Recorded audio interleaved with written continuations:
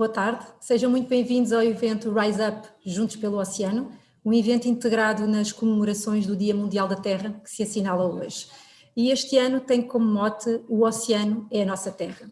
Chamo-me Flávia Silva, sou gestora de projetos na Fundação Oceano Azul e tenho o grande prazer de ser a moderadora deste evento hoje.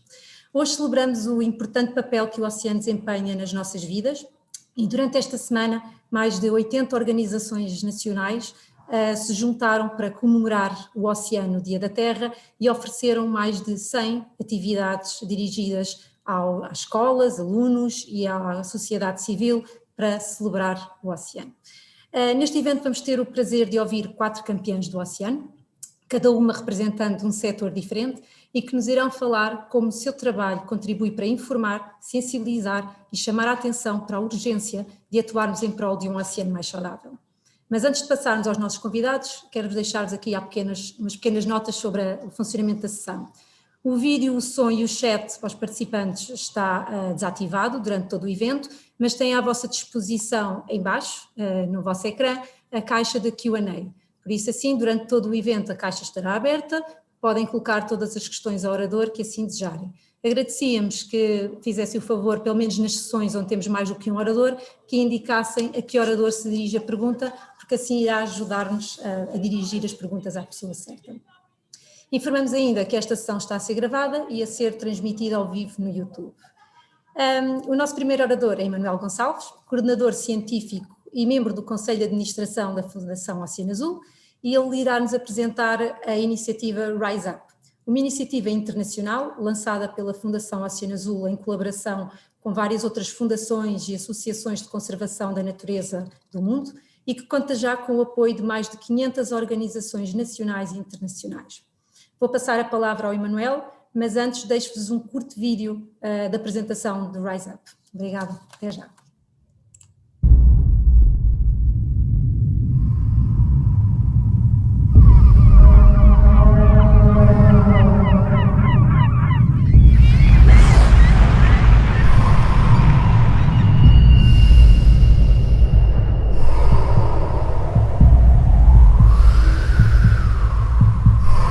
Can you hear it?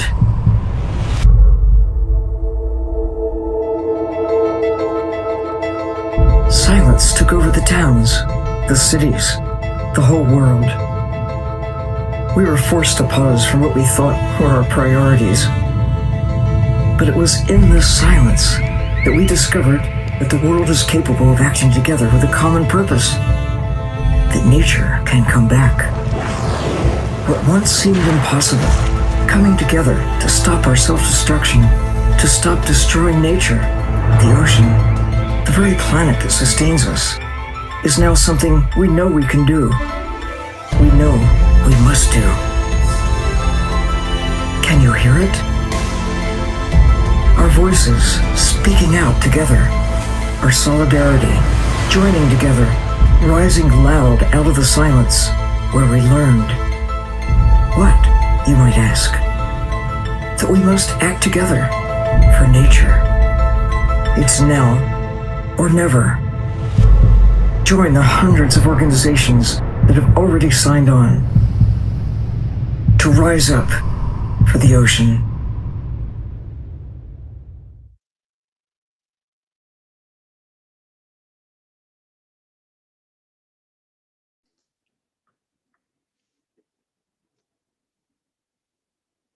Muito boa tarde a todos, muito obrigado. Nós começamos então com este vídeo da iniciativa Rise Up, que nos traz este momento que vivemos, este momento particular de uma pandemia, onde estamos todos confinados, mas onde os problemas do planeta e do oceano nem por isso desapareceram. E aquilo que pretendemos no fundo aqui trazer é esta noção muito clara que hoje temos do ponto de vista científico, que vivemos duas grandes crises existenciais que estão bem determinadas do ponto de vista do conhecimento. Sabemos que estamos perante uma emergência climática, temos pouco tempo para agir para conseguir cumprir os objetivos de Paris, mas sabemos, talvez menos conhecido para o público, que vivemos também uma crise de extinção de espécies, com mais de 1 milhão de espécies em risco de desaparecer. E estes relatórios das Nações Unidas, recentemente publicados, nos 3 últimos anos, são muito claros em mostrar-nos estes desafios. A emergência climática é um resultado que no oceano tem uma expressão tripla. Por um lado, o facto de o oceano absorver 90% do excesso de calor está a ficar mais quente. Por outro lado, ao absorver mais de 1/4 do CO2, está a ficar mais ácido e também estão a criar-se extensas zonas com níveis de oxigênio muito baixos. E, portanto, esta tripla ameaça tem um efeito em cascata nos sistemas marinhos, afetando-os de forma abrangente. E aqui, de forma também evidente, este gráfico que nos mostra a variação da temperatura desde 1850 até 2020, nós vemos e temos uma percepção da escala do desafio que enfrentamos. Sabemos que na última década ela foi a mais quente desde que há registros, que os 3 anos mais quentes de sempre aconteceram nos últimos 4 anos e que os 10 anos mais quentes ocorreram desde 2005. E, portanto, este é um dado, digamos assim, da ciência. Na parte da extinção de espécies, nós também sabemos que no oceano os impactos são de larga escala. Apenas 13% do oceano permanece intacto, quer isto dizer que não é afetado de forma significativa por atividades humanas que o degradam. Aliás, o nível de degradação à escala global é muito, muito grande. Todos estes laranjas que aqui vemos e vermelhos são áreas do oceano fortemente afetadas pelas atividades humanas e, portanto, podemos ver que é uma escala global. Alguns grupos de animais, como por exemplo os grandes predadores, têm as suas populações reduzidas a 10% daquilo que eram anteriormente. E, portanto, estas crises existenciais fazem-nos com que temos que ter medidas à dimensão das crises, fazem com que as políticas que hoje têm que ser implementadas têm que estar adequadas a esta dimensão. E nós temos que fazer essencialmente 3 coisas. É fundamental salvar o que ainda resta no oceano, mas isso já não é suficiente. É fundamental também e é preciso reconstruir a natureza para que ela volte a estar saudável e também temos que garantir que aquilo que fazemos no oceano é sustentável, porque se continuarmos a fazer o que hoje fazemos, não teremos um resultado diferente daquele que temos hoje em dia. Para salvar o que resta, nós sabemos também que, e a ciência mostra-nos, que existem ferramentas adequadas. As áreas marinhas protegidas são das melhores ferramentas que existem para podermos salvar estas zonas especiais do oceano. No entanto, à escala global, só temos cerca de 7% do oceano com algum grau de proteção e cerca de 2% com áreas onde não existe pesca.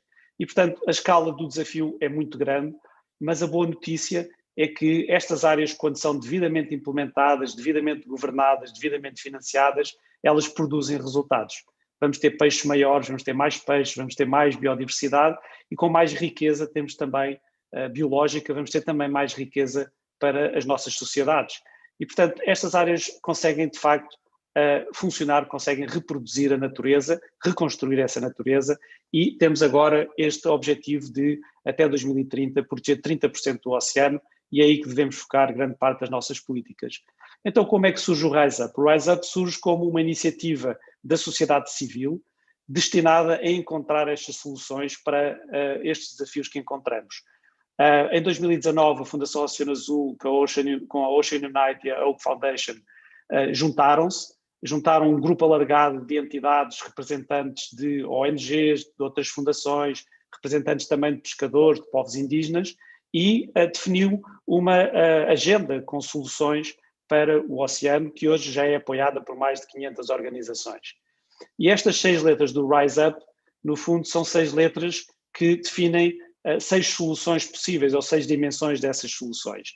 E vou muito brevemente descrevê-las. A nossa letra R é dirigida a recuperar a vida do oceano, e aqui temos um conjunto de ações prioritárias para como é que podemos, através de modificações da forma como usamos o oceano, garantir essa mesma recuperação.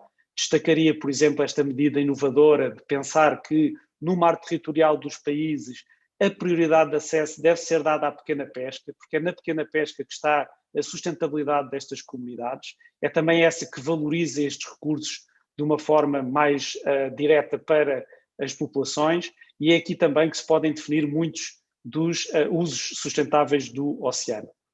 A letra I, investir de imediato num futuro de neutralidade carbónica, está dirigido às alterações climáticas, maioritariamente, a fazer esta transformação da sociedade, a sua descarbonização e apostar em soluções da natureza para alcançar estes objetivos.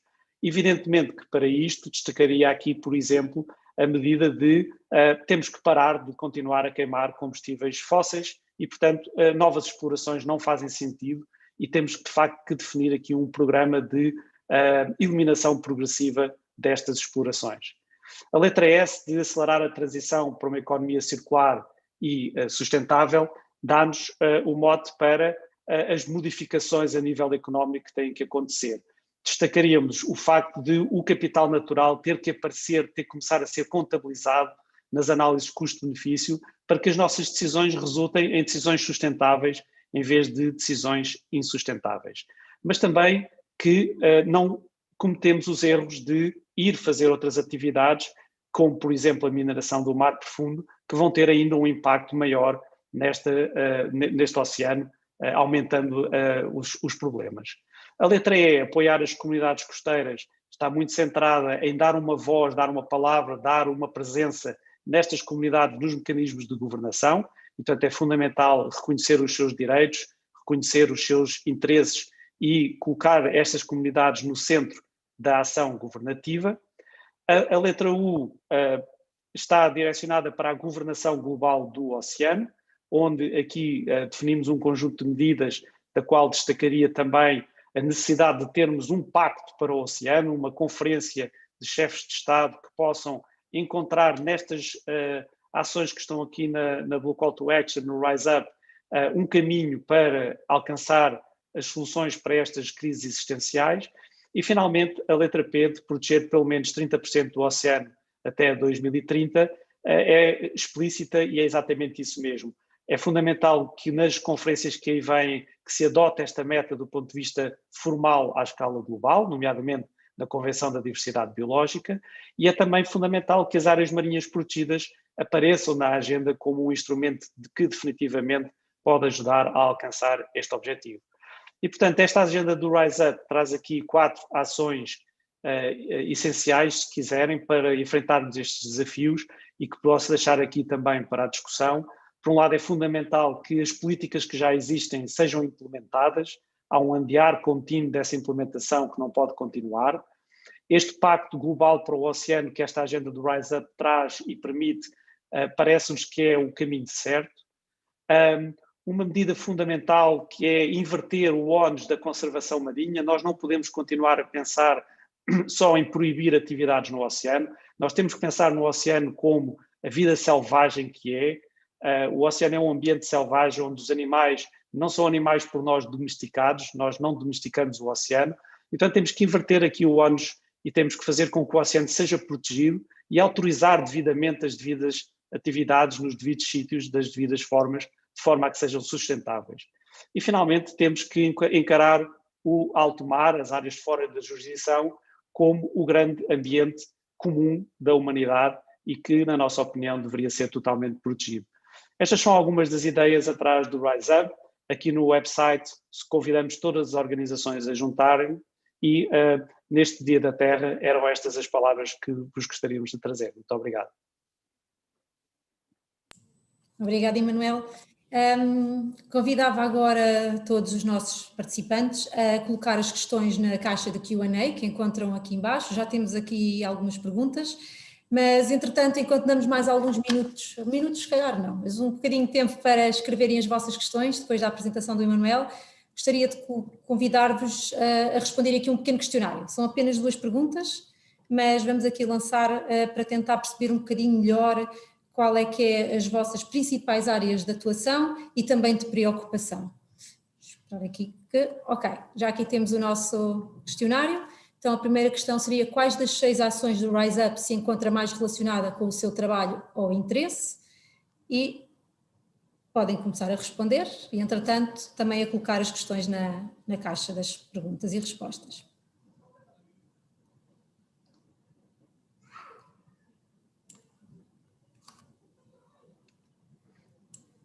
E a segunda questão é, dos 5 problemas listados aqui neste questionário, que afetam todos eles o oceano, qual considera ser o de mais urgente resolução?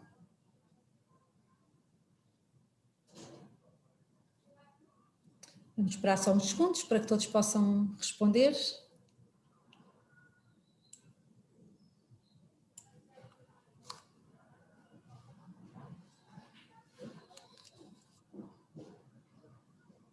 Ok.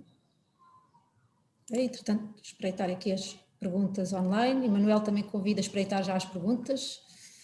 Não vamos conseguir, infelizmente, ter tempo para responder a todas, para passarmos também ao painel central deste dia, mas vamos aqui tentar.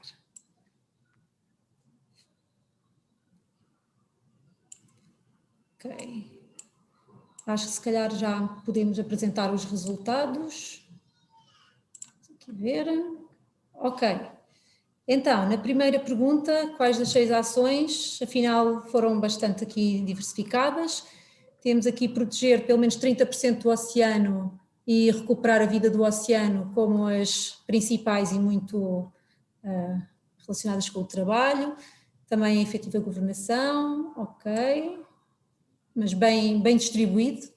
E dos 5 problemas, temos aqui a sobrepesca e o lixo marinho listados como os mais urgentes de resolução, seguida também das outras. E Manuel, antes de avançarmos para as perguntas e respostas, pergunto se tem algum comentário a estes resultados ou se de alguma forma era mais ou menos o que esperavam. Eles até estão bem distribuídos, por isso. Sim, eu acho que são de facto este conjunto de desafios, não é, que enfrentamos. Não podemos destacar aqui alguns relativamente a outros, não é? Sabemos que a sobrepesca tem um peso muito grande em algumas regiões, mais do que noutras, por exemplo, mas de facto é esta forma de sintetizar nestes 2 desafios, na emergência climática e na crise de extinção de espécies, parece-nos adequada, porque é aí que nos permite focar também as soluções que têm que ajudar-nos a descarbonizar, no fundo, a nossa economia e também ajudar-nos a proteger a natureza e proteger o oceano. Obrigada. Então vamos passar aqui às perguntas, já temos aqui algumas. Tenho aqui uma que diz, mencionou no seu último slide a necessidade de declarar as zonas económicas exclusivas como o domínio público protegido. Pedem para aprofundar só um pouco esta questão e explicar como é que isto pode contribuir para um oceano mais saudável.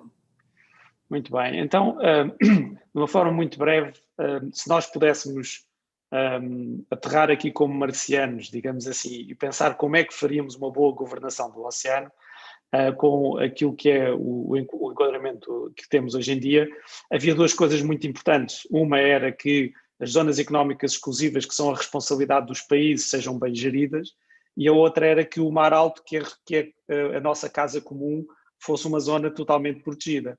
Se nós tivéssemos isto como objetivo, então aquilo que nós deveríamos estar a fazer de facto era pensar quais são as áreas do oceano onde nós podemos desenvolver as nossas atividades económicas, as nossas atividades de utilização desse mesmo oceano, mas para as quais devem existir regras concretas, atribuídas responsabilidades concretas a entidades concretas que têm que garantir que não degradam esse património que é de todos e que, pelo contrário, essa utilização é uma utilização que é sustentável, no fundo, que é essa palavra que todos usamos, mas que na prática os indicadores científicos não nos mostram que estamos ainda a caminhar nesse sentido. Portanto, de alguma forma nós precisamos aqui de umas medidas algo radicais e esta certamente seria uma delas, caso fosse implementável face ao enquadramento legal e político que existe. Obrigada. Passamos já para outra. Boa tarde. O Parque Marinho Professor Luís Saldanha é um exemplo positivo ou negativo de áreas marinhas protegidas? Bom, é uma excelente pergunta. Eu diria que é as 2 coisas. É um excelente exemplo porque é uma área relativamente bem regulamentada, é uma área muito utilizada, com muitos interesses, digamos assim, que se tentam conciliar. Por outro lado, não é um bom exemplo no que diz respeito à sua vigilância, no que diz respeito à forma de governação que poderia ser bastante melhorada e também algumas das regras que estão implementadas deveriam ser alteradas no sentido de um maior reforço. mas é uma área muito importante do ponto de vista da educação ambiental, do ponto de vista do turismo sustentável, por exemplo. Portanto, tem um misto das duas coisas, diria eu. Pegando aí na parte do turismo sustentável, passamos aqui para outra pergunta, que pergunta: acredita num turismo sustentável dependente do mar que se enquadre nos objetivos do Rise Up? Absolutamente. A utilização sustentável do mar é totalmente possível e há muitos bons exemplos de como é que isso pode ser feito. Claro que existem desafios, não é? O turismo sustentável tem que ter um conjunto de condicionantes, tem que ter um conjunto de características próprias. Desde logo, a massificação é a antítese desse turismo sustentável, muitas vezes, ou os modos e as formas como o turismo pode ser feito são mais ou menos compatíveis com a natureza. O que nós temos que pensar é numa nova filosofia de olharmos para o oceano não como um local de exploração de recursos, que é isso que temos feito até agora, um local de onde apenas tiramos, mas temos que ver como é que conseguimos compatibilizar os usos com a existência de uma vida selvagem que deve ser intacta, deve ser o mais desenvolvida possível, porque esses ecossistemas saudáveis trarão essa riqueza também, essa riqueza às economias, essa riqueza às utilizações sustentáveis, e o turismo claramente é certamente uma delas. Okay. Agradeço a todos os que submeteram as perguntas, já não vamos ter tempo a mais, mas eu vou aproveitar e encaixar aqui ainda mais uma para passarmos depois ao painel. Tenho aqui uma pergunta que diz de que forma os municípios nacionais, sobretudo os do litoral, se podem associar com ações práticas a este importante desafio nacional e mundial? Muito bem, isso é uma excelente pergunta também, que me dá aqui hipótese, se calhar, de falar de um projeto da Fundação que temos estado a dinamizar, que é uma área marinha protegida precisamente de interesse comunitário no Algarve, e que iremos muito em breve também entregar este dossiê ao Sr. Ministro do Mar, ao Sr. Ministro do Ambiente, no sentido de esta proposta poder ser levada à frente. E os municípios têm, de facto, um papel muito importante, porque estas zonas costeiras são zonas extremamente importantes do ponto de vista da natureza, do ponto de vista da biodiversidade, mas são zonas também muito impactadas pela nossa atividade, pela pesca, pelo turismo, pela forma como utilizamos a zona costeira, e, portanto, os municípios são entidades que, através do seu envolvimento direto nestes projetos, que foi o caso que mencionei há pouco no Algarve, eles têm um papel central em chegar aos seus municípios, em chegar às entidades locais, mas também em encarar estes territórios como centrais para o seu desenvolvimento, para uma nova forma de desenvolvimento, onde uma vez mais a natureza esteja no centro desse desenvolvimento, e as zonas costeiras são zonas por excelência para se poder desenvolver projetos onde, recuperando a natureza, recuperando as pescas, recuperando os recursos, recuperando os ambientes que aí existem, nós podemos ter um conjunto alargado de usos que vão beneficiar de toda a economia, dos restaurantes, aos hotéis, ao turismo, à pesca, e, portanto, estes projetos de cariz local, costeiro, obviamente têm que ter objetivos nacionais e têm que ter características próprias para poder funcionar, mas os municípios têm aí um papel muito importante, e nós, em termos da Fundação Oceano Azul, esperamos que este projeto que lançámos no Algarve possa ser o primeiro de muitos para aumentar a sustentabilidade da utilização destas zonas costeiras no país. Obrigada, Emanuel. Passamos então ao próximo painel, todo ele no feminino, o que mostra aqui a força também das mulheres no que toca à defesa e proteção do oceano. E neste painel vamos ouvir falar do oceano sob diferentes perspectivas e vamos descobrir um pouco como é que em diferentes setores podem trabalhar e contribuir para um oceano mais saudável. A caixa de perguntas e respostas continua aberta, por isso sintam-se à vontade para continuar a colocar questões dirigidas às nossas oradoras à medida que as vão ouvindo, mas agradecíamos que neste momento indicassem a quem dirigir a pergunta, que assim facilitará depois o momento do debate. A nossa primeira oradora é Ângela Morgado, diretora executiva da ANPWWF Portugal, e que nos irá falar do papel que desempenham as ONGs na agenda do oceano. Ângela, muito obrigada por teres aceito o nosso convite e o palco é teu. Olá Flávia, obrigada a ti e ao Emanuel por me terem convidado, no fundo obrigada à Fundação Oceano Azul por me dar a oportunidade de falar aqui um pouco do trabalho da WWF no sentido da conservação dos oceanos. cumprimento o Sr. Ministro do Mar e as minhas colegas de painel, um painel feminino. É bom às vezes estas questões de género estarem invertidas e portanto hoje somos só mulheres e vamos partilhar aqui um pouco da nossa experiência, no fundo das nossas organizações e o que é que nós temos feito para contribuir para proteger o oceano. Já foi falado aqui um pouco pelo Emanuel, um pouco também no vídeo que foi mostrado, que os oceanos enfrentam ameaças, problemas muito graves, como a poluição por plástico, a sobrepesca, foi elencado até no inquérito que fizemos e nos resultados como um dos principais, os dois, quer um quer outro, a extinção de espécies marinhas muito relevantes para os ecossistemas funcionarem no seu melhor. Também já foi falado o reduzido número que ainda existe em áreas marinhas protegidas, o impacto das alterações climáticas no oceano, ou seja, em geral a saúde dos oceanos está ameaçada. Partindo daqui, partindo de todos estes problemas, estes temas são todos abordados pela WWF, a organização para a qual tenho o orgulho de trabalhar, no seu programa Oceanos, a nível global, e pela ANP WWF em Portugal. A ANP, Associação Natureza Portugal, é a entidade que representa a WWF no nosso país, e são todos estes temas sobre os quais temos trabalhado, temos procurado sensibilizar as pessoas, os governantes, as empresas, ao longo dos anos para todas estas questões. Há uma outra que não posso deixar de mencionar, a mineração em mar profundo, é outro dos temas que a WWF tem acompanhado com preocupação, tem tomado posição contra a mesma e tem apelado a uma moratória internacional e nacional à mineração em mar profundo. Nós temos ainda trabalhado com parceiros, a nossa política de cooperação leva-nos a trabalhar em temas paralelos, como a segurança e as condições de trabalho dos trabalhadores, por exemplo, na pesca, das comunidades e das pessoas nos países em desenvolvimento. Temos trabalhado também em Portugal e a nível mundial na promoção do consumo responsável de pescado, uma área muito sensível, mas que temos vindo a dizer às pessoas que é preciso alterar comportamentos a este nível.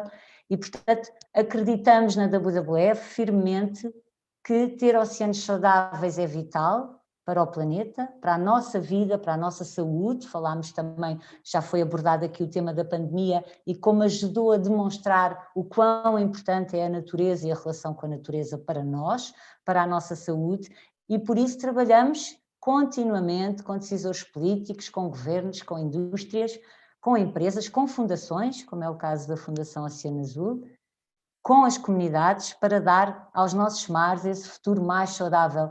E o que é que nós queremos ver? No fundo, queremos ver um compromisso de todas estas partes para com uma gestão responsável, uma boa gestão do nosso oceano. Temos vários projetos de conservação marinha ativos em Portugal, uns mais relacionados com a pesca sustentável. No fundo, nós temos uma metodologia que chamamos cogestão, que para nós é uma solução para a promoção da pesca sustentável. Temos trabalhado sobre o tema da poluição por plásticos, sobre espécies sensíveis, como os cavalos marinhos, ou ainda tubarões e raias, no último relatório que lançámos recentemente com o apoio da Fundação, sobre o consumo responsável de pescado. E todos estes projetos têm este objetivo, não é? Preservar a saúde dos nossos oceanos, e nós acreditamos que o trabalho em união, em cooperação, em parceria é a solução para conservar os oceanos. Portanto, no fundo o que nós pretendemos é inspirar essa mudança de comportamentos nos consumidores, nos governos, nas empresas, nos atores, nos pescadores, em vários públicos, é estabelecer parcerias. Portanto, a nossa visão é sempre o trabalho em conjunto. Nós só podemos trabalhar em conjunto, só podemos responder a estes desafios, a estes problemas que os nossos oceanos estão a passar trabalhando em conjunto, e temos que agir com coragem para encontrar soluções ambiciosas, mas só podemos fazê-lo trabalhando em conjunto para proteger o oceano. Obrigada, Ângela, pela tua intervenção e por todo o trabalho que a WWF em Portugal, a ANP, tem desenvolvido em prol aqui do oceano. Obrigada.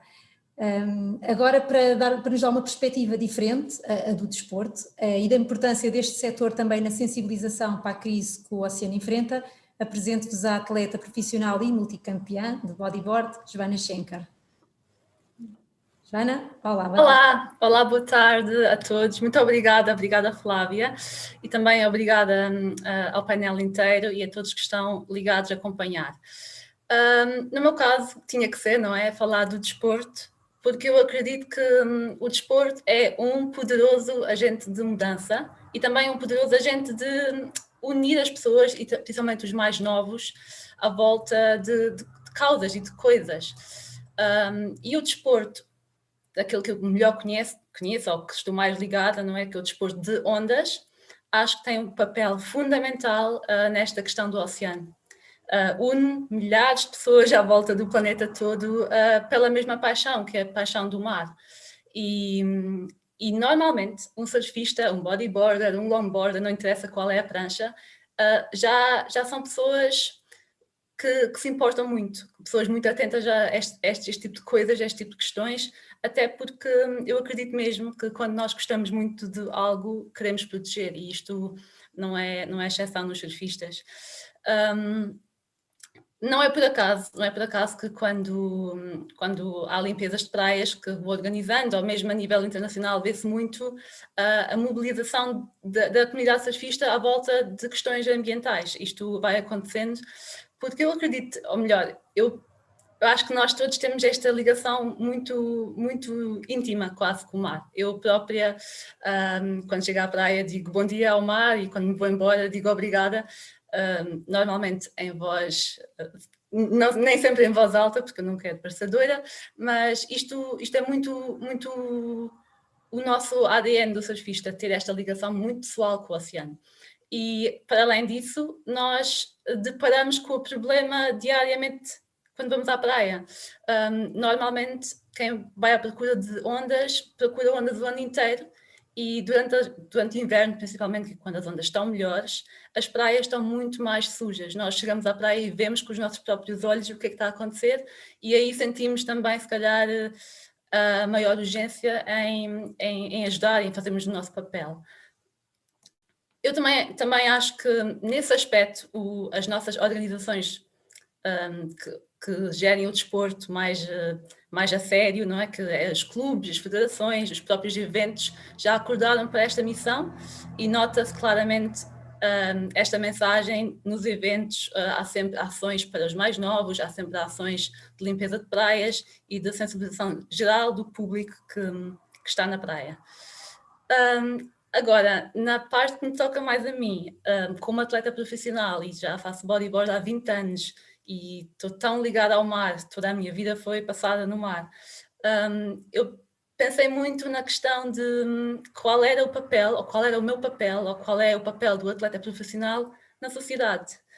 Porque, se formos sinceros connosco, se eu pensar nisto, o papel de um atleta é uma coisa muito egocêntrica. Nós pensamos em treinar, nós pensamos em ganhar campeonatos, gira em torno de nós próprios. E também com a ajuda da Fundação Oceano Azul, que me desafiou a passar por cima da minha timidez, eu descobri que o papel do atleta é inspirar. Isso é o que nós podemos devolver, no fundo, à sociedade. E com o meu projeto com a Fundação Oceano Azul e da Universidade de Lisboa, que é o Schenker Culture, tenho tentado fazer exatamente isso, passando pelas escolas portuguesas e levar um pouco do mar para dentro da escola. E quando eu comecei a fazer isto, eu percebi-me que a maior parte dos jovens já estão muito atentos, ou melhor, já ouviram falar, já sabem que o mar tem problemas e já ouviram. Não é nenhuma novidade que há plástico, não é nenhuma novidade que os peixes estão a desaparecer. Tudo isto eles já ouviram. Mas o que falta é conseguirmos criar a ligação deles que estão longe do mar com a realidade. Eles sentem-se desconectados. E quando eu me apercebi disto, vi que eu não tenho que ir à escola lançar estatísticas ou dados, ou criar esta coisa muito, muito científica, é importante, mas o mais importante é eu conseguir criar neles um bocadinho a sensação que eles pertencem ao mar, que o mar também é deles e que eles, mesmo estando em casa, conseguem fazer algo. Portanto, quando eu vou, eu falo-lhes das minhas experiências com o mar, eu apelo muito aos sentimentos, também porque eu falo um pouco da minha história e consigo, ou pelo menos tento criar neles um pouco aquele amor que eu tenho pelo mar, neles também. E eles perguntam-me, Joana, como é que são as ondas grandes? Já viste um tubarão? Ou seja, eu consigo perceber que eles realmente também sentem o mar quando falamos assim nele, e eles também estão preocupados. E, de certa maneira, o mais importante é conseguirmos criar esta ideia neles que cuidar do oceano, cuidar do planeta, fazer coisas bem feitas, apanhar o lixo do chão, que nem sequer é nosso, é o que os miúdos mais fixes fazem. Se conseguimos criar uma certa, não digo moda, mas maneira de olharmos para os líderes de opinião, os miúdos que normalmente influenciam os outros, os atletas, ou seja, criar aqui uma onda de cuidar do planeta é cool, eles vão aderir cada vez mais. Eu sinto realmente que há essa vontade. Aliás, curiosamente, quando eu comecei este projeto, eu era bem mais pessimista em relação à nova geração. Eles conseguiram provar que estão muito mais atentos do que aquilo que eu estava à espera. E, inclusive, houve palestras, houve escolas onde eu fui convidada pelos próprios alunos. Eles organizaram tudo, eles é que me pediram para ir à escola falar disto, nem sequer foram os professores, ou seja, são coisas muito bonitas que me dão muita esperança que a nova geração vai fazer melhor. Mas o que me preocupa a mim é que quando chegar à altura deles, nós já temos de ter feito o trabalho, eles não vão poder salvar o mundo se nós não começarmos agora e deixarmos o caminho bem melhor para eles continuarem. E se esta pandemia, de certa maneira, nos tocou a todos, acho que também nos fez ver que quando é mesmo necessário, quando estamos num ponto, quando é realmente importante, nós conseguimos fazer mudanças muito rapidamente, até mudanças que pareciam quase impossíveis de fazer ou que iam levar muito tempo, de repente conseguimos fazê-las em muito pouco tempo. E isto também, se calhar, dá-nos a nós aquela ideia de que ainda vamos a tempo e temos que fazer agora mesmo. Obrigada, Joana. Obrigada por esta conversa inspiradora e muitos parabéns pelo importante papel que desempenhas como defensora do oceano e principalmente como um modelo a seguir e a inspiração que és e que, tal como tu, muitos colegas do desporto de ondas também se têm juntado a ser uma inspiração para os jovens e a fazer realmente esta ligação ao oceano que tu falas, que é tão importante. Falando dos jovens, os jovens devem ter sempre uma voz ativa no que se refere às questões ambientais. É muito importante incluí-los nestas discussões, nestes debates, até porque é para o seu futuro, como a Joana disse, que nós trabalhamos hoje e não podemos deixar para que sejam eles a decidir tudo. E assim também para nos falar da importância do papel dos jovens na agenda do oceano, temos hoje aqui connosco a Eugénia Barroca, que é representante lusófona da Europa da Sustainable Ocean Alliance e presidente e cofundadora da Ocean Up Portugal. Eugénia, é um prazer ter-te aqui hoje, bem-vinda e tens a palavra. Olá a todos, obrigada Flávia, desde já feliz Dia da Terra e gostaria de agradecer a toda a equipa da Fundação Oceano Azul o convite e esta oportunidade de participar no incrível evento de hoje, tal como cumprimentar todos os convidados e convidadas presentes no evento. Então, como já foi dito, eu sou Eugénia Barroca, tenho 26 anos e sou licenciada em Biologia Marinha pela Universidade do Algarve. Desde a infância que tenho este grande amor pelo oceano e a vontade de contribuir para a sua regeneração e proteção.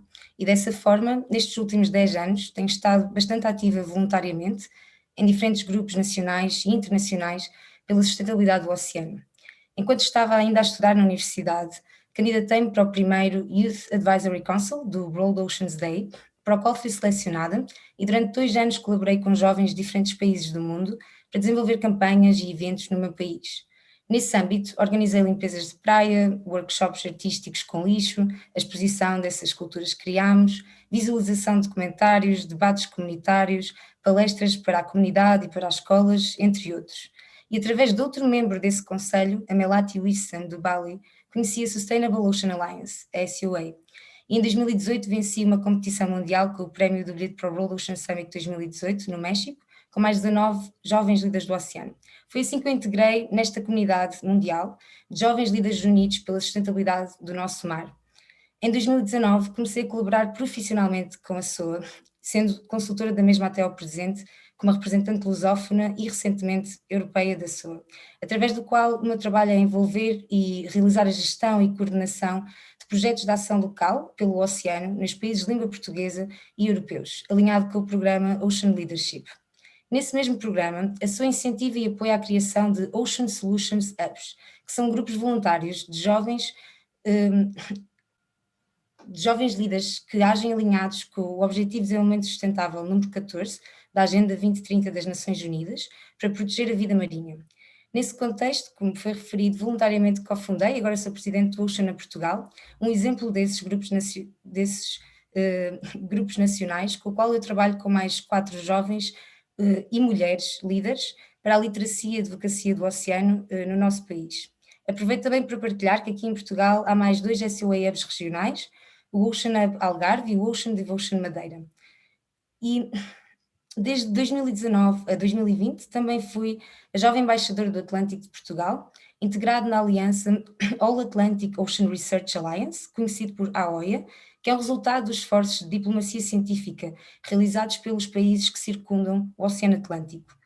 Nesse movimento, e na verdade desde o início deste percurso que estou a partilhar convosco, que tem mais ou menos 10 anos, sempre tive o apoio também da Ciência Viva, que também tem muitas oportunidades para jovens, mesmo ainda na escolaridade obrigatória. Com este breve resumo, a minha intenção era de partilhar esta atividade dos últimos anos. Pretendi apenas mencionar alguns exemplos das organizações, grupos e iniciativas às quais eu convido todos os jovens que nos possam estar a ouvir a unir-se e a colaborar connosco, pois na verdade nós precisamos da ação, inovação e colaboração de todos nós, para conseguirmos resolver os grandes desafios que enfrentamos e para termos um oceano saudável e limpo em 2030, como a Agenda 2030 das Nações Unidas tem como objetivo. Como o movimento Rise Up defende e o Manuel explicou no início, um oceano saudável é fundamental para um planeta saudável e torna possível um futuro promissor para as gerações atuais e futuras. E é nesse ponto que a voz e a participação da juventude é tão importante nestes processos decisivos e de gestão do nosso planeta azul, pois trata-se de podermos participar no processo de transformação urgente e necessário para a nossa atividade humana, para que nós jovens, quando já não formos jovens, ainda termos um planeta para admirar e que nos sustente. É exatamente isto que o Rise Up também defende, que temos de escutar os jovens, pois as suas vidas vão ser moldadas pelas ações que tomamos agora. Um dos objetivos do movimento Rise Up, o da letra S, é acelerar a transição para uma economia circular e sustentável, tendo como ação prioritária, como já foi referido 2 vezes neste painel, impedir que novas atividades que prejudicam a saúde do oceano sejam desenvolvidas, como por exemplo a exploração mineira no mar profundo. A SOA tem uma carta que convida todos a assinar, que pede uma moratória para não avançarmos com esta atividade, no mínimo nos próximos 10 anos, e nesta campanha eu e dezenas de jovens líderes em Portugal, na Europa e no mundo, temos-nos unido para fazer chegar as mensagens de alerta desta ameaça iminente a toda a gente da nossa comunidade. Convido-vos a acompanharem as ações dos SOA Hubs e também do IPAC, que é o Youth Policy Advisory Council, pois teremos novidades em breve e adorávamos contar com a colaboração de todos os presentes também. Uma solução-chave para evitarmos esta atividade começar é exatamente investir na economia circular e, por exemplo, na reciclagem desses minerais raros necessários para a revolução energética que necessitamos. Ou ainda, idealmente, precisamos de inovação e desenvolver novas tecnologias que não necessitem de recursos não renováveis ou poluentes. Em Portugal já existe o programa Blue BioValue, no qual a Fundação Oceano Azul também é responsável, que apoia e acelera soluções na área da biotecnologia marinha. A nível global, a SOA tem o programa Ocean Solutions Accelerator para startups de soluções tecnológicas para o oceano, mas gostava de dar mais destaque aos Ocean Solutions Microgrants, que são pequenos fundos de 500 a 2 mil dólares americanos, para apoiarem ações locais pela saúde do oceano em todo o mundo. As candidaturas estão abertas agora até 31 de maio, por isso, se tens uma ideia de um projeto pode contribuir para a regeneração dos nossos oceanos e achas que este microfinanciamento é suficiente, usa esta oportunidade. Queria também destacar a importância que há em aprendermos com os próprios ecossistemas marinhos e com a natureza em geral, o papel-chave das interconectividades, que honestamente foi a palavra que eu mais gostei de aprender durante o meu curso. Acho fundamental interconectarmos todas as áreas de atuação da nossa sociedade, como neste painel também estamos a fazer. Eu pessoalmente tenho uma paixão pelas artes e pretendo utilizar as artes como ferramenta de comunicação científica, estando neste momento a colaborar com uma produtora, a Mocho Coxo, na realização de um documentário sobre 12 rios de Portugal. Por fim, dando destaque a outro objetivo do Rise Up, o da letra E, e também da Agenda 2030 desta década pela ciência do oceano, que estamos a começar, de capacitar e apoiar as comunidades costeiras. Esse salienta a capacitação de mulheres e jovens, e queria destacar que a nossa equipa de jovens líderes no Ocean a Portugal também é 100% feminina e que realmente necessitamos de toda a gente da nossa comunidade, independentemente da região ou da idade, para implementarmos as medidas urgentes para regenerarmos o nosso incrível planeta azul e salvaguardarmos a saúde do nosso planeta. Muito obrigada. Obrigada, Eugénia, e parabéns por todas as atividades que tens estado envolvida e todos os trabalhos que tens criado, e é inspirador para os jovens, e agora tens a idade que disseste, mas começaste muito nova e é sempre bom ver os jovens que estão ativos. Obrigada. Obrigada. A nossa próxima oradora e a última deste magnífico painel é mergulhadora há mais de 10 anos e trabalha de forma voluntária e sempre que o seu tempo lhe permite, e às vezes o tempo não permite, mas ela arranja sempre forma de o fazer, em literacia e sensibilização do oceano, e fundou o projeto Quando Mais Um Igual a Menos Um. Sónia, muito obrigada por te juntares a nós, é sempre bom ouvir-te e qualquer teu. Muito bem, obrigada Flávia, obrigada à Fundação pelo convite, por esta responsabilidade e que orgulho estar neste painel tão importante, cada um com o seu ponto de vista. No meu caso, lá está, como a Flávia enunciou, quando há 10 anos, ou mais de 10, neste caso 12, me certifiquei como mergulhadora e pus uma máscara de mergulho pela primeira vez, passei a ver o mundo com outros olhos a partir desta máscara de mergulho. E como mergulhadora senti que tinha uma obrigação, a sensibilidade e a responsabilidade acrescidas. Por isso levantei o rabo do sofá e, como sharing is caring, levo às escolas do continente e ilhas, às crianças e jovens, o que me foi dado ver através desta mesma máscara de mergulho. Ou seja, o lado maravilhoso, mágico, do infinito azul que é o oceano.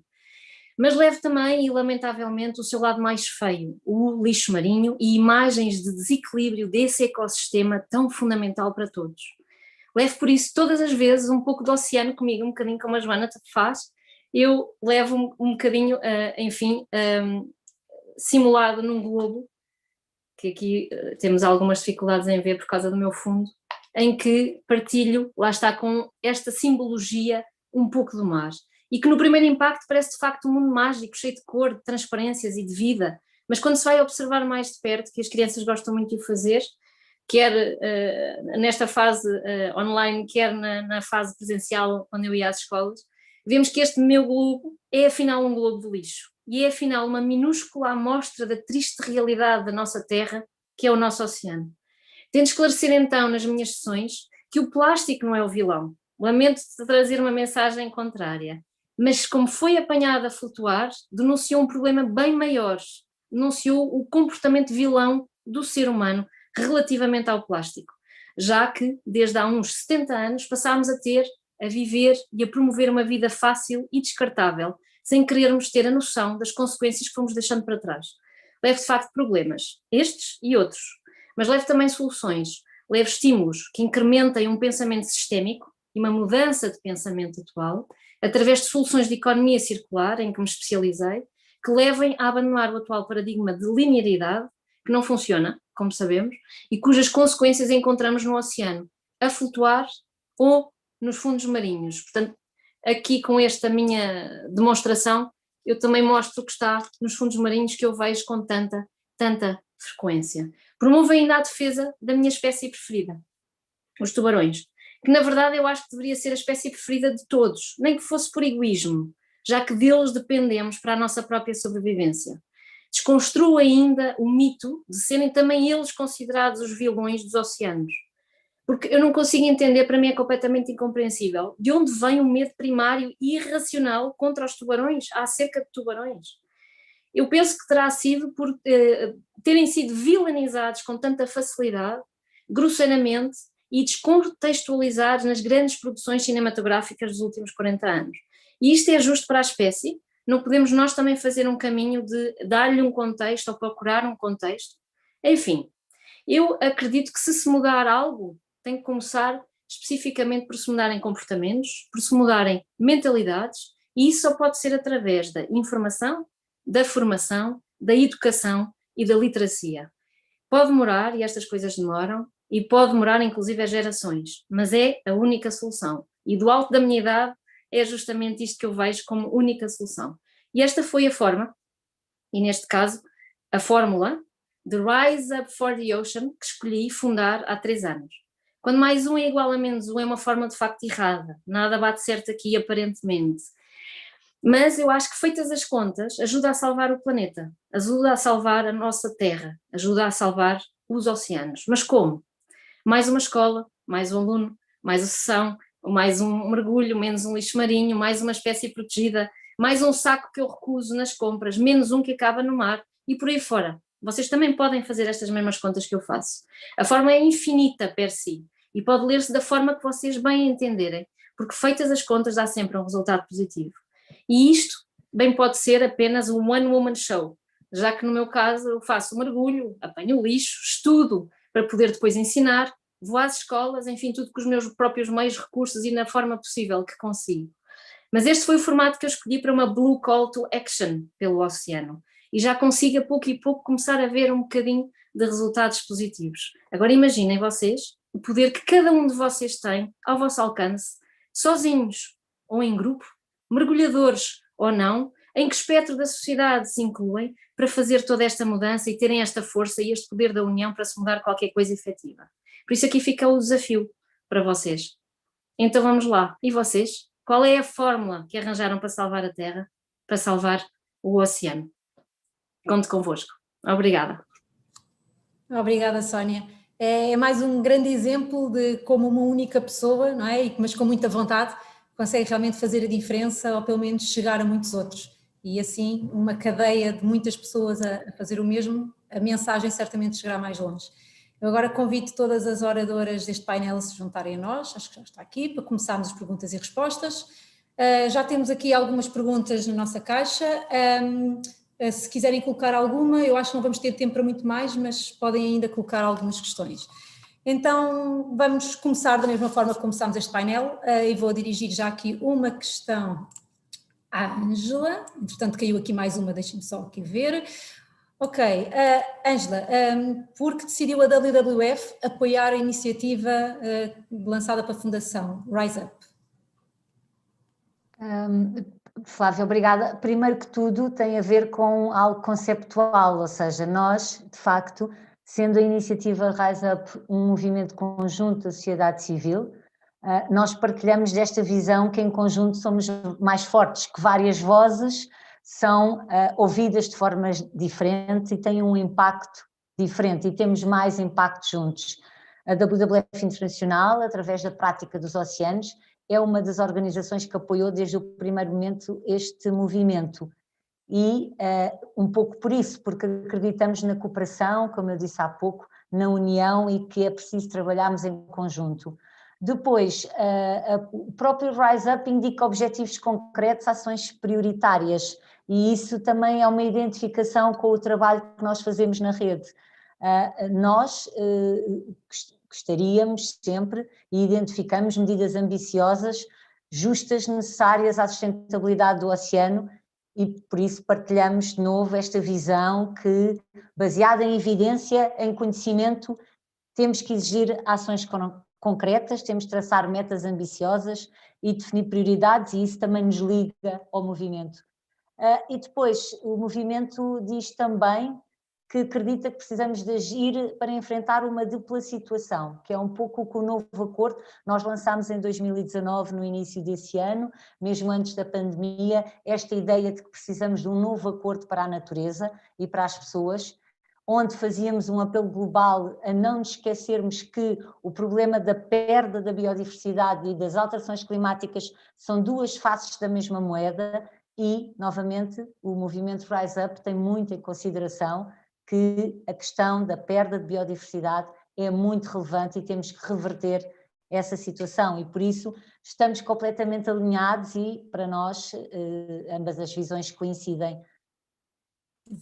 Obrigada, Ângela. Joana, seguindo a ordem das apresentações, aqui uma pergunta, acho que abordaste um pouquinho, mas cá para aprofundar mais. Qual o papel do atleta de um desporto de mar na sua conservação? Sim, no fundo já respondi, mas eu acho que é exatamente aquilo que eu disse, que é levar as pessoas para dentro do oceano quando elas nem sequer, nem toda a gente faz um desporto de mar, nem toda a gente pode ir à praia todos os dias, nós somos privilegiados neste aspecto, e a missão que os atletas têm é passar esta mensagem para toda a gente, para os espectadores do desporto, porque há muitas pessoas que gostam deste tipo de desporto que nem sequer praticam, ou seja, nós de alguma maneira somos a voz do oceano para quem nos vê, não é? E se nós temos uma plataforma, e se nós temos pessoas que nos levam, que nos querem ouvir, nós temos essa responsabilidade. Eu sinto mesmo isto como devolver ao mar o que ele já me deu a mim, de certa maneira.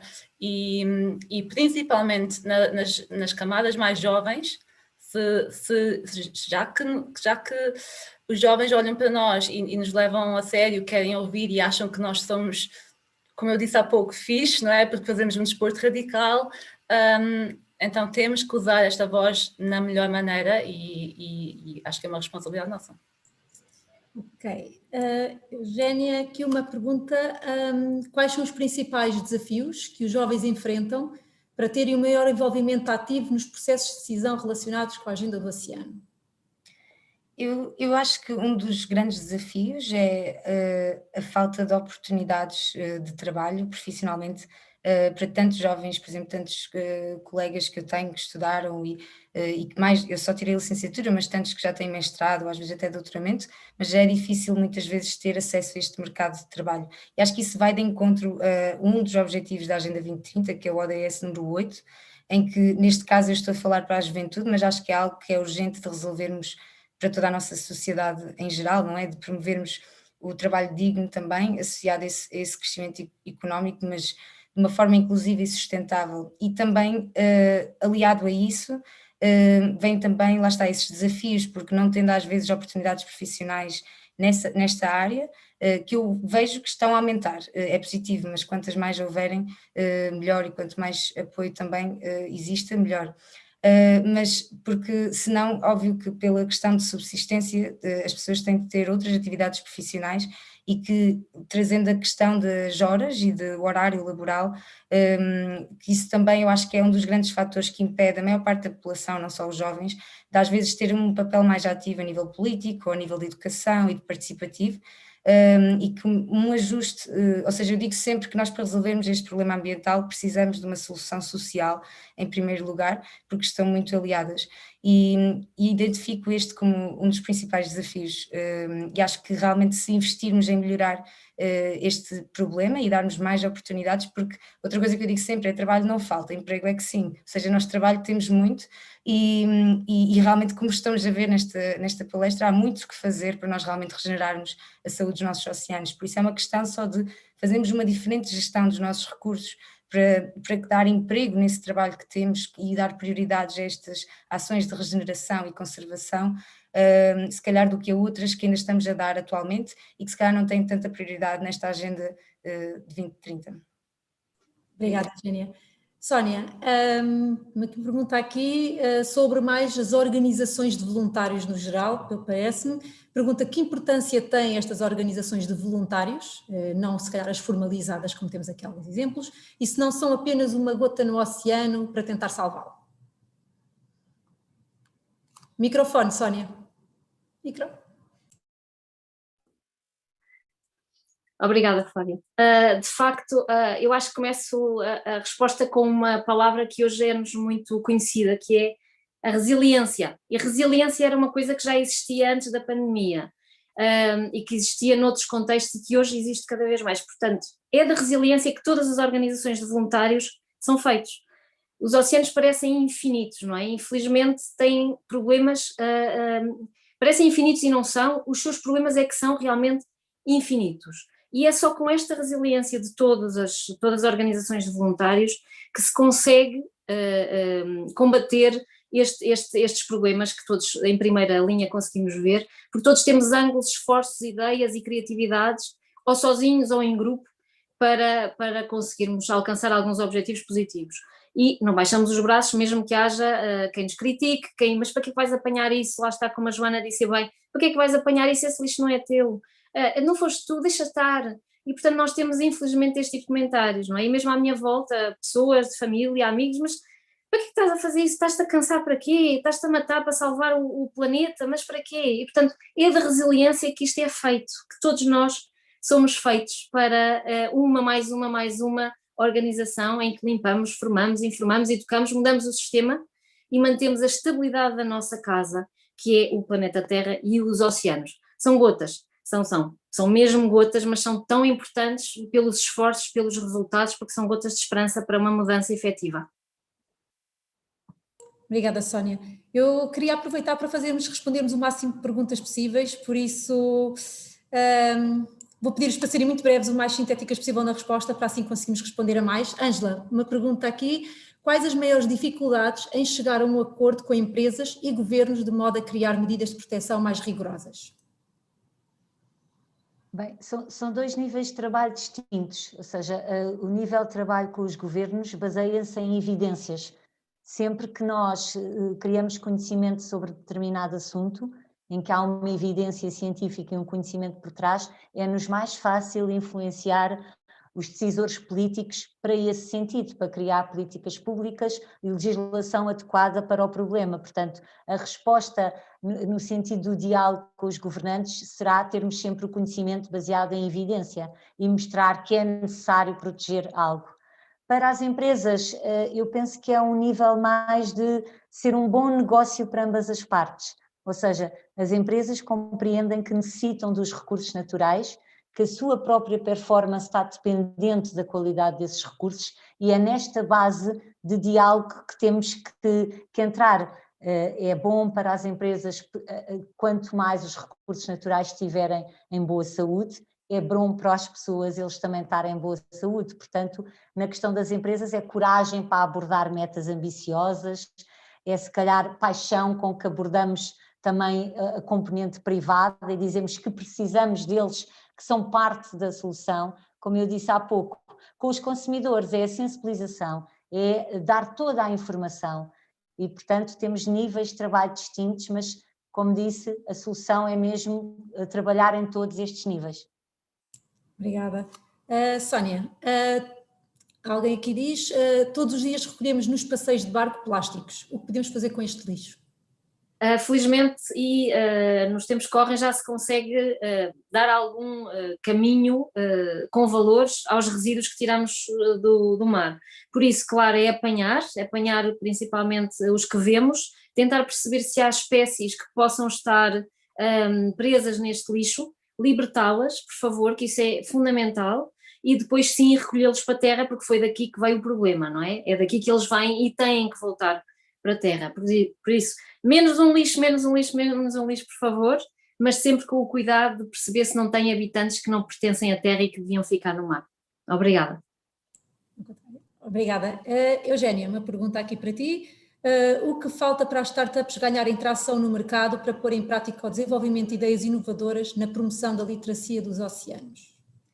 Na minha humilde opinião, eu acho que falta um apoio, um incentivo e uma diferenciação de quem realmente quer ter esse papel e de quem não tem. Ou seja, eu acho que temos de olhar para a economia no sentido em que acho que quem tem uma atividade em prol da sustentabilidade, que está a respeitar estes objetivos de desenvolvimento sustentável e a fazer um esforço, tem de ter uma compensação, seja a nível fiscal, que já existem algumas destas questões, mas eu acho que a diferença tem de aumentar.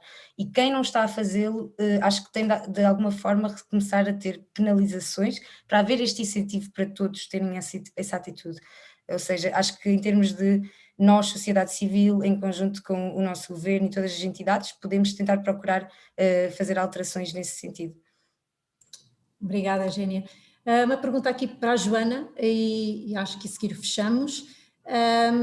qual a mensagem que gostavas de deixar àquelas pessoas que não têm a mesma ligação que tu e que todas as nossas oradoras aqui, que trabalham no mesmo objetivo, têm com o mar, com o oceano? Boa pergunta. Eu acho que, seja para qualquer pessoa neste mundo, não é novidade nenhuma que o mar é a nossa vida. Não temos que estar ao pé do mar, não temos que ir à praia. Podemos viver no topo de uma montanha e mesmo assim sermos dependentes do mar. Ou seja, nós somos uma parte integrante do mar. E quando compreendemos esta interconectividade de tudo, da natureza e que nós estamos parte dela, já não é preciso ir à praia, não é preciso sequer ver o mar para saber que ele é importante. O que nos falta realmente é só fazer esta conexão, porque as pessoas muitas vezes, como não veem o mar, acham que ele não é importante para elas. Obrigada. Eu ia fechar aqui o painel, mas acho que se não fizer esta pergunta, a Ângela depois não me perdoa, até porque eu já sei qual é a resposta. E, Ângela, a ANP teria interesse em ajudar a criar um grupo de trabalho para a monitorização e proteção dos golfinhos que têm visitado o Tejo? Essa é uma questão interessante, Flávia. Tu sabes que é assim, nós temos é que perceber o porquê que isso acontece, não é? Acima de tudo, ela está a criar conhecimento, tínhamos todo o interesse em sabermos mais porque é que realmente os golfinhos voltaram a aparecer, mas acho que é uma imagem emblemática agora da nossa cidade que passa para os meus colegas em todo o mundo, porque é que há outra vez golfinhos no Tejo agora. Gostaríamos de perceber porquê. E claro que sim, gostaríamos de tentar contribuir para que isso se passasse mais vezes, logicamente. Então, muito obrigada a todas. Fechamos aqui então pontualmente o nosso painel. Parabéns pelo trabalho, muito obrigada por terem sido o convite. Obrigada também. Continuação de um bom dia da Terra. Obrigada, Flávia. Agora, e com grande prazer, apresento-vos Ricardo Serrão Santo, Ministro do Mar, e que nos irá falar um pouco sobre o papel de Portugal na agenda do oceano. Senhor Ministro, muito obrigado pela sua presença. Boa tarde. Muito boa tarde. Boa tarde. A palavra é sua. Ok, obrigado. Estou com a imagem e som, não estou? Sim. Já vi que sim agora. Ok, para já quero saudar todos os participantes e as participantes, as caras amigas e caros amigos. Deixa-me dizer que é com muito gosto que estou hoje convosco a assinalar o Dia da Terra, onde estamos a destacar, de facto, a preponderância do oceano no planeta, não só pela dimensão e pelos recursos que contém, mas também pelo papel determinante que desempenha e que foi detalhado pelo Emanuel Gonçalves. E este papel determinante por exemplo, no oxigênio que produz, no dióxido de carbono, o calor que absorve, também na alimentação que providencia e muitos outros ecossistemas marinhos que foram falados, aliás, por algumas de vocês. E o papel de cada um de nós que pertencemos a este clube de fãs do oceano é de facto trazer mais adeptos para o clube. E é por isso que encontros como o de hoje e as iniciativas coletivas como o Rise Up for the Ocean podem de facto provocar uma mudança transformadora na sociedade, e essa mudança é preciso, contribuindo para que mais e mais atores desta sociedade puguem por um oceano mais saudável e resiliente, um termo que hoje foi também amplamente aqui utilizado. E deixem-me dizer que é com muito gosto que vejo jovens mulheres, e deixem-me então saudar de forma particular a Flávia, a Ângela, a Joana, a Eugénia, a Sónia, que gostei de vos ouvir, gostei da forma como interagiram também com as perguntas, estão de facto parabéns. Mas como eu dizia, é com muito gosto que vejo as mulheres alavancarem as diferentes perspectivas do mar na sociedade e promovendo assim também a igualdade do género no mar. E a este respeito, deixem-me já convidá-las e convidá-los também, os homens que estão a assistir, a estarem no próximo dia 5 de maio, num evento que tem como título A Sea of Equality, que decorre no âmbito da presidência portuguesa da União Europeia e é promovido por este Ministério do Mar. Portanto, 5 de maio. Estejam atentos, Sea of Equality. E de resto, deixem-me dizer que o Governo de Portugal tem marcado uma presença ativa no que é a agenda internacional do oceano. Neste momento somos co-organizadores em conjunto com o Quênia, da segunda Conferência dos Oceanos das Nações Unidas, que é centrada no tema no tema das soluções inovadoras, baseadas na ciência, para cumprir o Objetivo do Desenvolvimento Sustentável 14, mas obviamente também ligando com os objetivos, e que está previsto para decorrer, como sabem, agora em Lisboa em 2022, dado os efeitos da pandemia que nos assolou em 2020. Também no âmbito das Nações Unidas, começou este ano a década das ciências do oceano para o desenvolvimento sustentável, bem como a década, e é importante referi-lo, da restauração dos ecossistemas. Eu estou convencido que daqui a 10 anos saberemos muito mais e teremos certamente mais ferramentas para estudar o mar. E o intuito da década das ciências do oceano, importante dizer, para o desenvolvimento sustentável, é contribuir precisamente para o Objetivo de Desenvolvimento Sustentável 14 da Agenda 2030.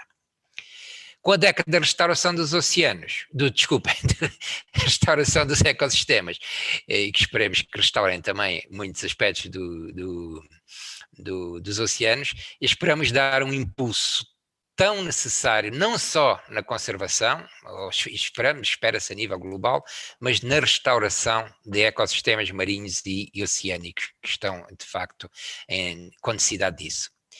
Portugal, através de uma declaração do nosso Presidente da República, aderiu em fevereiro à Ocean Decade Alliance, uma rede de parceiros que deverá liderar pelo exemplo, catalisando apoios para este esforço há 10 anos e onde se procura mobilizar os recursos, estabelecer redes e influências. Por outro lado, destaco também que ontem foi lançada a segunda avaliação global do oceano, o World Ocean Assessment, que teve importante envolvimento da comunidade científica nacional, cerca de 30 investigadores, entre os quais destaco o papel no grupo de coordenação da mulher e professora Maria João Bebiano, e este relatório analisa as tendências de evolução do estado do oceano desde a publicação do primeiro relatório, que foi lançado em 2015. E analisa também quais as lacunas no conhecimento e nas capacidades instaladas que é preciso colmatar, sendo, portanto, um documento de enorme importância para a década das ciências dos oceanos para o desenvolvimento sustentável que se inicia neste ano. Destaco, então, igualmente, o empenho do Governo de Portugal no contexto do painel de alto nível para a economia sustentável do oceano, em conjunto com 13 outros países, sendo o nosso país o único Estado-membro da União Europeia que pertence a este painel e onde está representado pelo nosso Primeiro-Ministro. Por fim, ainda tenho muito para dizer, mas gostava de referir que hoje teve profundo eco na comunicação social a mensagem do secretário das Nações Unidas, o engenheiro António Guterres, de uma das constatações preocupantes, salientado nesse relatório, o aumento das áreas mortas no oceano devido a processos como a acidificação, a hipoxia e o aumento de temperatura.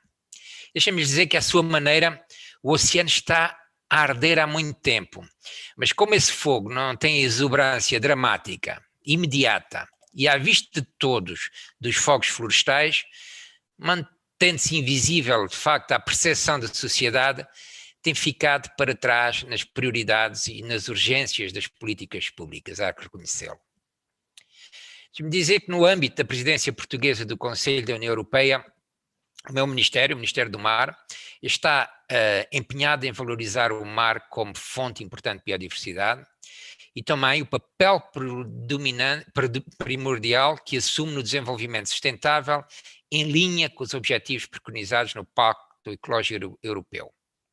A ação do Ministério do Mar foca-se na PPUE em dois grandes eixos, na área das pescas e da conservação dos recursos, de enorme relevância no contexto europeu, e no desenvolvimento da política marítima integrada. O Governo de Portugal assume como mensagem da presidência na área da área governativa do mar, que este é incontornável por uma Europa que se quer resiliente, que se quer verde, que se quer digital, social e global. De facto, é crucial na recuperação social e económica, na resiliência europeia, seja no importante papel das pescas e das comunidades pesqueiras ou na relevância da economia azul. é incontornável numa Europa verde e na agenda climática. É parte da Europa digital, e hoje já aqui vocês falaram disto, cuja transição é transversal aos vários setores do mar, sejam tradicionais e inovadores. É uma parte agregadora e um denominador comum da Europa social, envolvendo as comunidades costeiras e todas as dimensões em que o mar integra o cotidiano dos cidadãos europeus. E é, finalmente, o meio condutor por excelência da Europa global. Este longo caminho que vos descrevi tem sido trilhado por Portugal, mas é um trabalho contínuo. Deixem-me lhe dizer que um dos maiores desapontamentos que tive como cientista e como político foi em Paris em 2005, quando me apercebi que os oceanos estavam praticamente ausentes, existia numa frase quase subliminar, do Acordo de Paris de combate ao aquecimento global. E, no entanto, sabemos há muito tempo o papel importantíssimo que o oceano tem no clima, e foram, aliás, 2 oceanógrafos, pessoas dedicadas às ciências dos oceanos, o Roger Revel e o Wallace Brooker, conhecido por o tio Wally, que nos anos 50 e depois nos anos 70 do século passado previam a crise climática que estávamos a viver e que nos ia avassalar de facto, e pela compreensão que eles tinham dos oceanos. Aí também percebi que, enquanto membro da comunidade científica e política associada aos mares e dos oceanos, eu tinha passado muito tempo a falar entre pares, a falar dentro do clube de fãs. E isso foi hoje também identificado por vocês, que é preciso falar e interagir para fora do clube de fãs, envolvendo a sociedade global e a juventude, e quero saudá-las pelo papel que estão no dia a dia a desempenhar neste contexto. E mais uma vez, a Rise Up for the Ocean prossegue também esta importantíssima missão a nível internacional, e em Portugal deixem-me felicitar em particular a Fundação Oceano Azul e o professor e amigo Emanuel Gonçalves, o também amigo Dr. Tiago Piticunha, pelo empenho contínuo e inabalável por um oceano saudável. Aliás, não quero deixar de referir que hoje mesmo Portugal também submeteu à Comissão Europeia o seu plano de recuperação e resiliência, a chamada Bazuca Europeia, que, para além de um vasto leque de apoios financeiros à economia em geral, de que as empresas da economia poderão beneficiar, este plano inclui uma componente singularizada do mar, com um envelope financeiro de 250 milhões de euros. Mas, como dizia, para além deste componente, as empresas, investigadores e outras partes interessadas em matérias marinhas podem ter acesso, não só, como exemplo, às agendas Alianças Verdes, ou apoio à formação profissional, para referir apenas 2 exemplos. Os investimentos previstos vão beneficiar a comunidade científica e empresarial, procurando facilitar a transferência de conhecimento científico para a economia, que é importante, sobretudo no momento em que entramos numa crise que, para além de ser pandémica, é económica, e contemplarão também a construção de equipamentos, navios, laboratórios e infraestruturas em terra. Para além de vários investimentos dirigidos ao setor privado em áreas tão distintas como as pescas, as energias renováveis, a biotecnologia marinha e outros com especial ligação ao Sistema Científico e Tecnológico Nacional, o PRR, como é conhecido, também prevê o reforço das capacidades nacionais de monitorização e conservação do ambiente marinho, com vista a garantir uma gestão ecossistémica das atividades de bioeconomia. No nosso país, o mar é uma das marcas identitárias mais perenes e inspiradoras e de uma grande importância estratégica. Obrigado a todos vocês por estarem a participar e darem continuidade a isto na modernidade. E é por isso que também trabalhamos no último ano por uma estratégia nacional para o mar para esta década de 2021-2030. Foi alvo de um processo de consulta pública muito alargada, onde foram muitos os contributos recebidos e que será em breve aprovada em Conselhos de Ministros. Esta estratégia incide sobre muitos assuntos do mar, mas presta também especial atenção à necessidade da sociedade portuguesa estar imbuída de uma renovada cultura oceânica, ou seja, uma cultura onde o oceano lhe seja mais próximo, para que o seu papel seja reconhecido, percebendo tão bem a influência que cada um tem no meio marinho. É por isso que uma das áreas de intervenção prioritárias é precisamente a educação, a formação, a cultura e a literacia do oceano. E deste ano, deixem-me mencionar e relevar o programa educativo do Ministério do Mar, que é a Escola Azul, contribuindo para a formação dos cidadãos do futuro no respeito da sustentabilidade do oceano e do seu papel como grande regulador do clima e da vida dos cidadãos. E este programa abrange até ao momento 250 escolas, 2.800 professores e mais de 3.600 alunos. Como estamos também aqui com um evento organizado pela FOA, há também um programa muito importante de formação e de educação que é conduzido pela Fundação Oceano Azul e que vocês todos conhecem.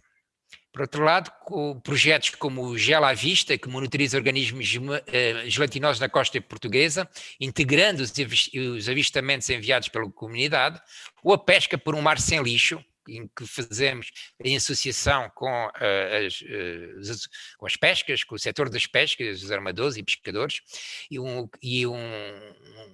programa que pretende melhorar a gestão dos resíduos a bordo das embarcações de pesca e nos portos de pesca e sensibilizar os pescadores para a importância da adoção ou manutenção de boas práticas ambientais.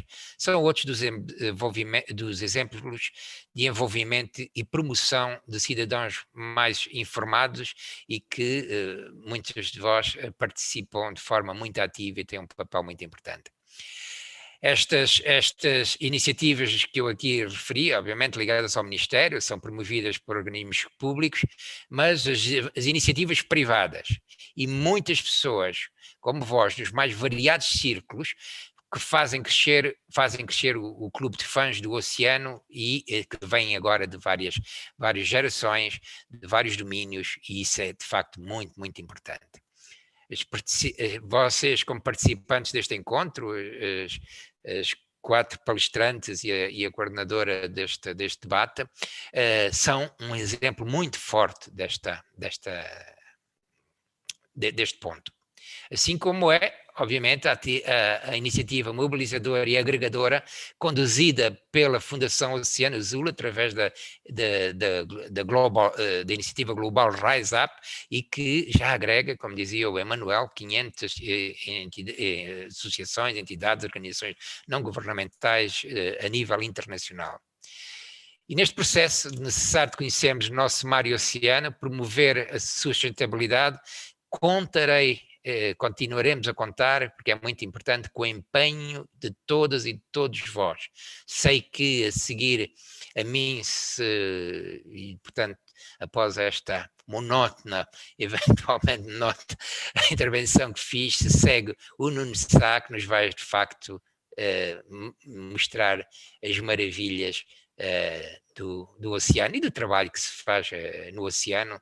O Nuno Sá, que é um fotógrafo e que também filma, que muito admiro e um amigo de longa data. Obrigado a todos e obrigado a todas por este momento. Eu vou continuar aqui e estive sempre aqui. Hein?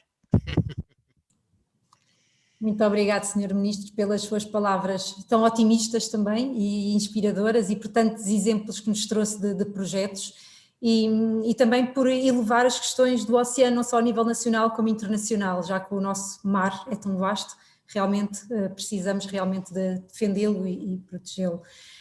Muito obrigada pela sua presença. Eu que agradeço. O Sr. Ministro já me tirou a apresentação seguinte, já tive o gosto de apresentar o Nuno Sá, então, mas antes, e porque o Nuno Sá realmente é para o nosso encerramento especial desta sessão, em nome da Fundação Oceano Azul gostaria de agradecer a presença de todos vocês que se juntaram a nós para celebrar o oceano neste Dia da Terra, agradecer também a todos os oradores, muito obrigada pelas vossas grandes contribuições e principalmente pelo trabalho que desenvolvem e pela mensagem que passam todos os dias para aqueles que muitos deles já seguem e defendem o oceano e para aqueles que aprendem a gostar do oceano só por vos ouvir. Assim, para o encerramento especial convidámos Nuno Sá, cameraman subaquático, para nos apresentar o seu novo documentário, Ilha dos Gigantes, e o evento vai encerrar assim com a apresentação do trailer do documentário do Nuno, por isso deixo-vos com o Nuno. Muito boa tarde a todos, tenham continuação de um ótimo dia da Terra e até breve. Nuno? Obrigado, Flávia. E obrigado ao Sr. Ministro pela apresentação. De facto, o projeto que vos venho aqui falar é um projeto muito giro e que tem um significado muito especial para mim. Aliás, quando eu comecei a filmar este projeto, o nosso Ministro do Mar ainda era diretor do Departamento de Oceanografia e Pescas da Universidade dos Açores e de certeza que tinha muito mais tempo para mergulhar e explorar o mar do que tem hoje em dia, infelizmente. Este documentário começou a ser filmado há 13 anos atrás. E eu achei que era muito giro quando me convidaram para falar um bocadinho aqui e agradeço à Fundação Oceano Azul por o terem feito.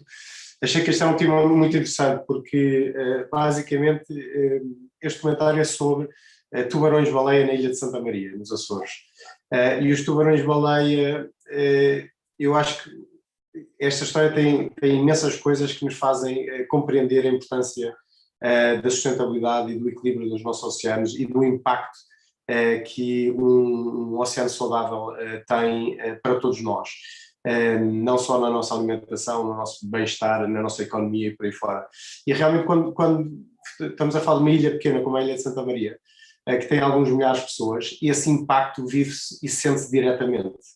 E este documentário é sobre a primeira documentação em termos históricos, em termos de história moderna, de uma grande agregação de tubarões-baleia na Ilha de Santa Maria, e com essa presença de talvez uma centena ou duas de tubarões-baleia, e também estamos a falar de uma centena ou duas de peixes muito grandes, mas não deixam de ser poucos peixes, que influenciam toda a economia de uma ilha. E depois há uma coisa muito interessante, é que parece que Santa Maria, para além de ser, ou os Açores, para além de serem, terem esta única população a nível europeu do maior peixe do mundo, passa-se algo muito estranho aqui em Santa Maria, que é os grandes tubarões-baleia vêm acompanhados de atuns, e os atuns desempenham um papel essencial na sua alimentação. Mas o que é certo é que nos anos em que existem tubarões-baleia em Santa Maria, não é todos os anos, nos anos em que existem, os pescadores apanham muito mais atum. As empresas whale watching, desde o aparecimento dos tubarões-baleia em Santa Maria, cresceram de uma empresa para 5 ou 6 empresas e até um hotel dedicado só ao mergulho, e de maneira que toda a economia desta ilha cresce ou não, consoante o aparecimento destes gigantes dos oceanos. E curiosamente, hoje sabemos que o seu aparecimento ou não está provavelmente ligado ao aquecimento global e ao aumento da temperatura, e que os Açores estão ali no seu limite de distribuição norte, e que com o aquecimento global cada vez vem mais para o norte e cada vez vai ser mais frequente neles.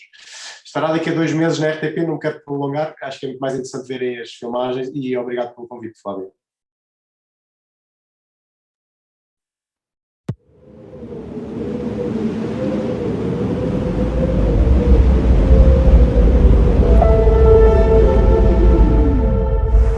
For me, the Azores is really one of those few remaining special places on our planet. We're in the middle of the Atlantic Ocean, and suddenly the ocean floor rises from thousands of meters to create a marine sanctuary in the middle of the Atlantic.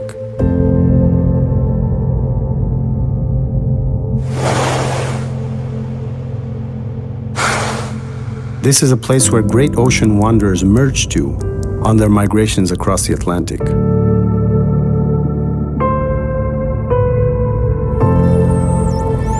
You never know what you're going to find in these waters. It's just such a wild and unpredictable place.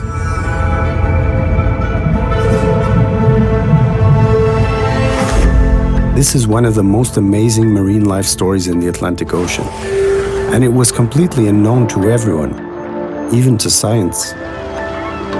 Everyone except fishermen. They all knew about them. They just didn't know what they were.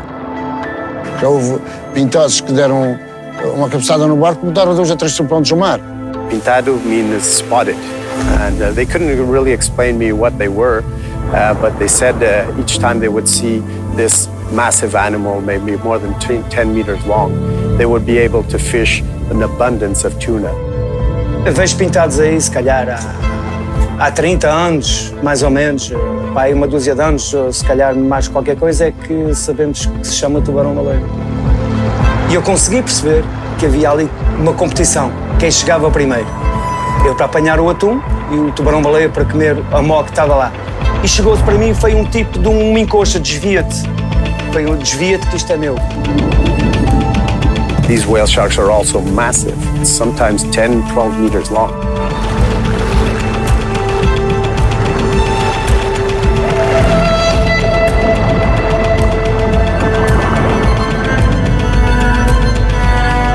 This is one spectacular event that happens about once every 10 years. It's still a mystery for us why they come this far north.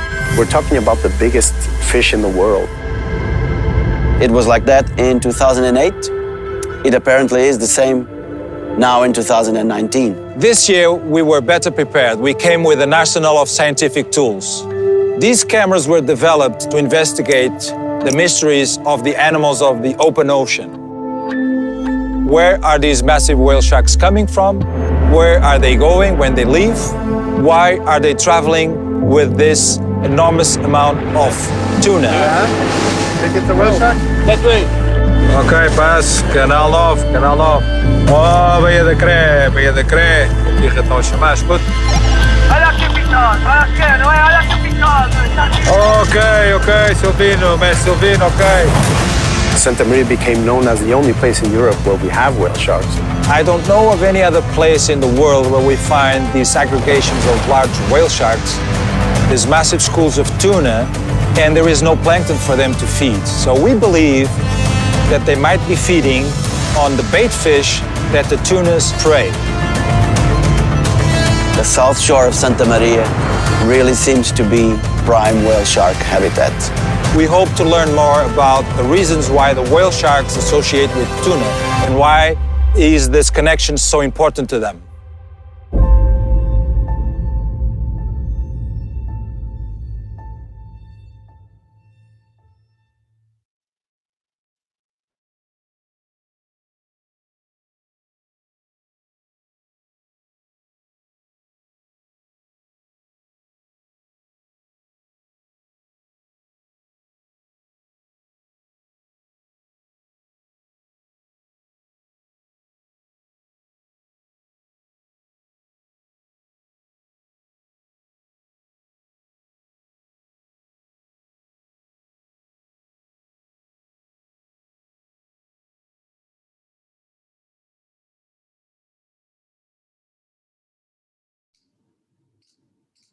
Ok, muito obrigado a todas e a todos e até outro dia. Foi um grande evento. Parabéns aos palestrantes em particular e à Flávia que coordenou tudo isto. Por fim, vemo-nos todos, hein? Até a próxima, obrigado. Muito obrigado. Nuno, parabéns, Emanuel. E agora estamos todos, Nuno, estamos todos a querer ver o filme. Fantástico. Temos audiências garantidas, então. Um abraço, força. Obrigado a todos. Convidar todos, mobilizar nesse dia que passar na televisão, aquele vai ser o master do dia, ok? Boa noite a todos. Vamos encerrar a